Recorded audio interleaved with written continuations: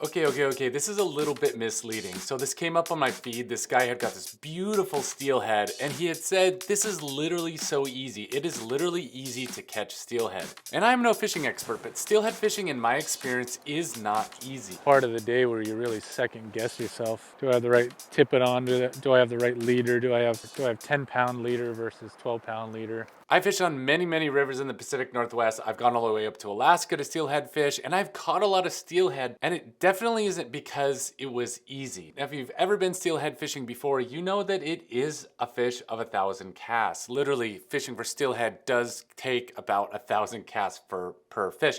And in my experience, I basically go out and I'm casting and casting and casting, and a majority of the time I'm not catching fish. Plus, with the number of steelhead in recent years that have actually been pretty low, I, over the last 15 years, have seen the numbers of steelhead slowly decline to the point where the motivation to get up and go fish in the cold for not catching anything and not even seeing any fish because the numbers are low is actually pretty humbling. And I think one of the biggest things is on social media, you watch videos like myself, for example, you watch me go up and you see this guy just pull up into this hole and you hook up on a steelhead first cast. But what you don't see is the behind the scenes stuff.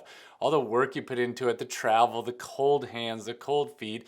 These waters are really frigid and really cold. And what you don't realize is that there was hours and hours of pre and post production work that's been put into making these videos. And I guess that is the point of this video, is just to show people that steelhead fishing isn't easy and it's not something that you can just go do and pick up a rod and go catch a steelhead your very first trip. Look, a lot of people are getting into the sport and it's not as easy as just pulling up and catching a fish like you're seeing on social media. So if you're new to steelhead fishing, there's all these other videos online that can teach you how to do it. But this one is more like a realistic video of what it takes to catch a guy. I bet this guy is just super good at fishing. He's probably a fishing guide, much better fisherman than I am. You can probably agree that it's not as easy as just pulling up to the river and catching a fish. If you're new to the sport of steelhead fishing, I would probably set my expectations as you're gonna go fish 5, 6, 7 times and you may hook a couple of fish, you may lose a couple of fish. Just going out and catching 10 fish or 5 fish in one day and landing them all isn't very realistic. People lose fish all the time, but you don't see those make the cut for these edits for these videos. So today I wanted to make a video on what it is really like and set expectations in case you're new to the sport or in case you are a veteran angler that is like, yep, it is not actually easy.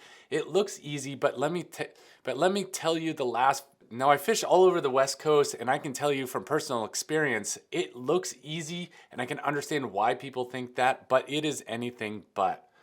All right, I'm gonna go run down to that bend where the end of that tree is. Put a couple casts in there just. And I guess that would be my point, is to just illustrate that it is actually a lot of casting, a lot of work, putting a lot of time into, burning a lot of gas, spending a lot of money on gear, on gas, on a guide. It's not bad to hire a guide to go out and fish. And a lot of times on these rivers, I can't row down these because I'm not that good of an oarsman, so I do hire a guide to go. Not everybody can afford that, so going on the bank a lot of times is the cheapest and easiest. But you have to realize there's a lot of people. A lot of these videos, they don't show the number of people that are on the river. I mean, some of these holes you get into and there's 3 dudes parked in one truck. Guys got upriver, there's another guy downriver, there's 2 other guys in the hole. And to be honest, it becomes really frustrating because more and more people are getting into the sport and more people are actually just fishing in the spots that you want to fish. So a lot of times you don't see that and you don't realize there's a lot of people in the sport. There's a lot of people crammed into one area. Now, if you have a drift boat, that's a little bit different, but there's a lot of drift boats that get out there and go steelhead fish nowadays. I'm not really expecting a whole lot's gonna happen.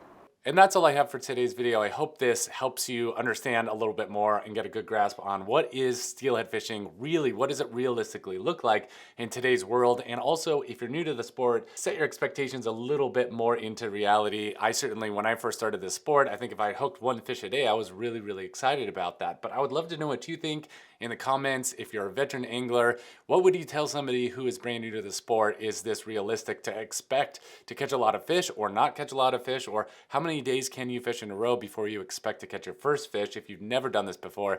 I hope you enjoyed watching some of this content in this video. I'm excited about the steelhead season because we have a lot of trips lined up to go catch some steelhead. Hopefully in my backyard, there's a river like 20 minutes from me that I'm hoping is loaded with fish come this spring, and I'll have more videos on that later. Check out some of my other videos that I have here online. Thanks for the support, and I'll catch you on the next video.